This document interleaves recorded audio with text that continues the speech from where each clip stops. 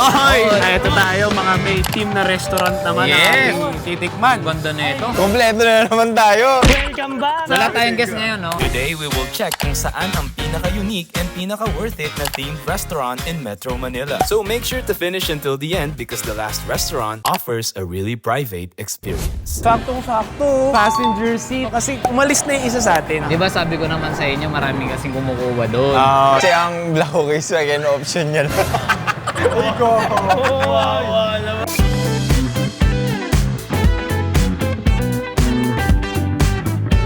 May gasolina kayo ngayon, sir? Wala kaming gasolina ngayon, sir. Paano tayo lilipad niyan? Stopover lang muna kami dito. Ito na lang, Batanes lang kami. Sa Batanes po, sir, may iced feature na rin. Yan! Marami na silang branch, alam ko eh. Ito yung mga titignan mo kung ano na yung flight mo. Andiyan pa pre yung tropa natin. Wala na. Tinanggal na sa bansa. Tinanggal na sa bansa. Usually pag sumasakay ka aeroplano, trip nyo ba sa window seat? Oo, pare. Minsan nga gusto kong i-tripa. Uy, ano yun? Ano yun? Ilulunod niya yung kamay niya. Kami, nagbatanis kami nito noon, nag-shoot kami. Grabe yun. Mas ulit yung ano eh, yung reaction. Grabe kasi. Kasi pagka-landing, hinto na kaagad. Ayun, sir. Uy, passport. Para saan to, sir? Para sa bilad. So lahat tayo magbabayad. Hindi. Isa lang ang kailangan namin.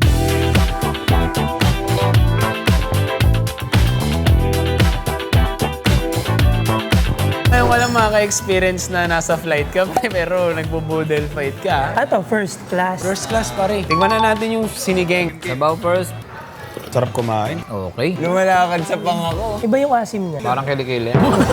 Hindi, kumakain eh. Isang palok yung ginamit nila. Tingin ko. Alam nyo ba ang boodle sa Pilipinas? Nag-start yan sa Philippine Army. Kasi ang boodle daw, ang meaning niya, tulot. Tsaka ito palang passenger seat, no? Nag-start siya sa ng 2017. At kung bakit daw ganito yung concept na ito, kasi yung may-ari, gusto niya maging flight attendant. Ang problema lang, parang nag-fail siya. Hindi siya nagtagumpay sa pagiging flight attendant. Nagtagumpay siya bilang Restaurantier. yun. May love story yan. Uy, meron yan. Alam mo saan sila nagkakilala? Saan? Kulit.com.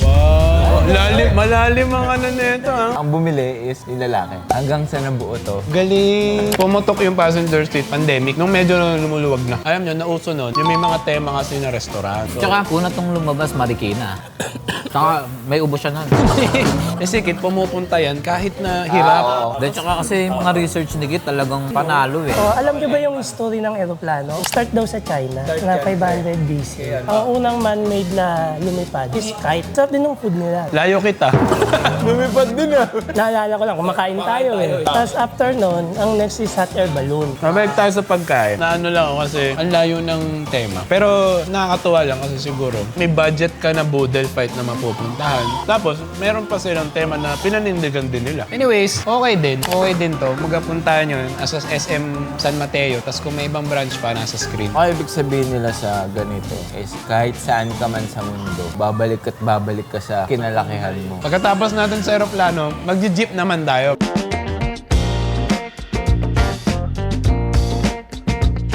Mr. Jeepney naman tayo ngayon, pare. Bilis natin ah! Beep, beep, beep, beep. Ayun! Pasok tayo.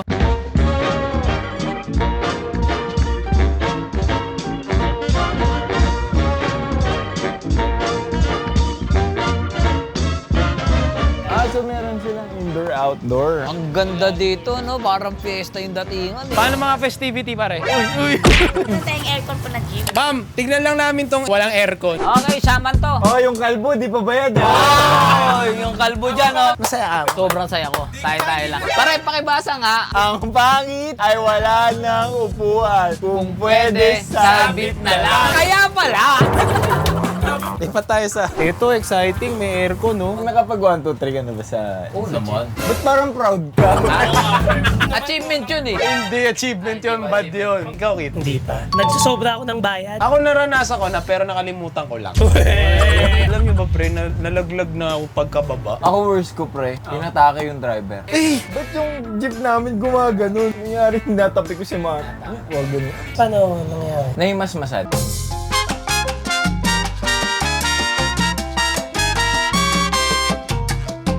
Alright, merong ano dun eh. Papindot nga niyan. Ayan! Ma'am, order na kami! Isa pong dinakdakan, sisig tofu, pansit, no? Yung mango shake nyo ba, prutas siya? Yes po. Isa pong green mango, isa pong ripe. Ano ko, saba? Tabakan yelo po. Kuha mo! Madam, ano yung pinopromote mo kanina? Ano talaga ang sinaserve dito? Boodle fight po. Suntukan yun eh. no? Hindi! Tsaka ma'am, pag Fridays, tama ba? May banda ba kayo? Yes sir, meron tayong singer po. Every Friday, Saturday po. Meron tayong ano sir, almusal din po. Pag weekend. Magkano yan ma'am per plate? Bali, 4.99 po yung ano po. Anong year ba to nag-open ma'am? Nag-open talaga kami sir dati, mga 2013 pa po kami. Kayo yung nandun sa Merodix, no? Yes po. Di ba natow kayo doon? Kaya Hindi! nakapag-edit Walang ka? na to! Yun lang po ma'am. Ano po ulit name nila? Arlene po. Hanapin yung si Ma'am Arlene na.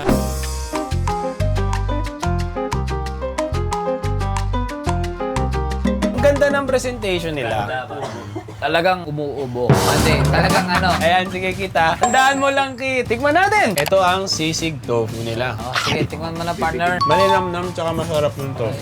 Ang jeep pala ay nagsimula 1940 after ng World War. Ano pala, ginagamit ng mga kano ang jeep. Ang mga sundalo noon, jeep, yung mga Americans. Tapos yung mga retaso noon, yung mga natira sa atin. Yung naisip ng mga Pinoy, gagawin natin dito, guys. Naging commuter, ano siya. Ang sarap yung pansit, pre. Dinakdakan yung sarapan ako. Alam mo, usually yung mga ganitong pansit, maalat. Tsaka okay yung noodles niya. Nakakaano tuloy kung anong lasa ng boodle nila. So ito pala si Mr. Jeepney pare. Nag-start lang to ng isa lang. Noong 2013. Saan kaya nag-start yung mga yung mga themed restaurant na ganito? Palagay ko nag-start yan sa ibang bansa. Feel ko nag-start siya sa Europe. 'Di ba yung mga parang cabaret? So counted siya as themed kasi may entertainment. Tapos isa pa, feel ko din ang nagpa-boom ng ganitong theme restaurant is Disney. Siyempre, yung mga kainan sa kanila, mga amusement park, may team. Parang pinakauna kong naalala, parang team is yung Barrio Fiesta. Festive. May isa pa, Hard Rock Cafe. Pero di ba yung Barrio Fiesta dati, yun yung may kumakanta? Merong singing cook. Sa may Ross Boulevard. Ano yon? Cooking chef. Ay, hindi pala. Something.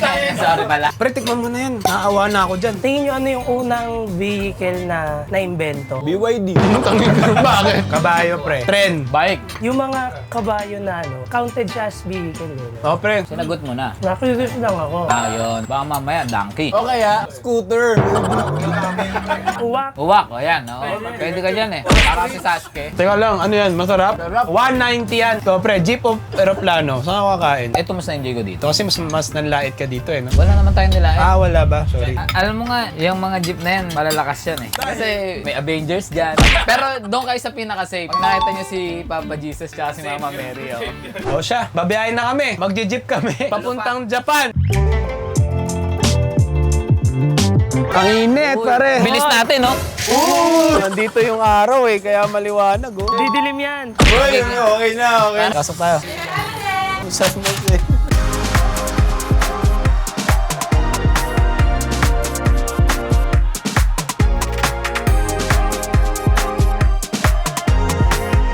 May claw machine. Ito yung ano, nakatago. Tapos may second floor din sila. May TV oh.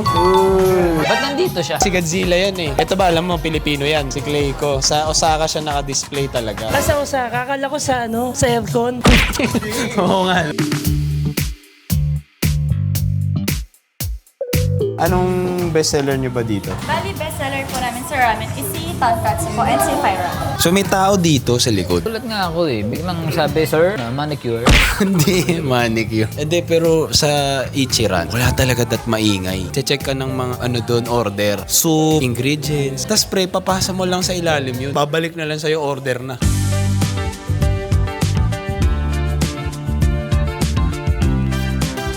Grabe, kinakabahan ako. Hindi ko alam kung cash ba yung lalabas. Hello. Tonkatsu po. Okay. Your share Tonkatsu po. Thank you. Arigato gozaimasu. Yan na siya. Arigato. Babait naman ng staff dito. Itada ka na. Sarap ng rich ng soup nila. Umami.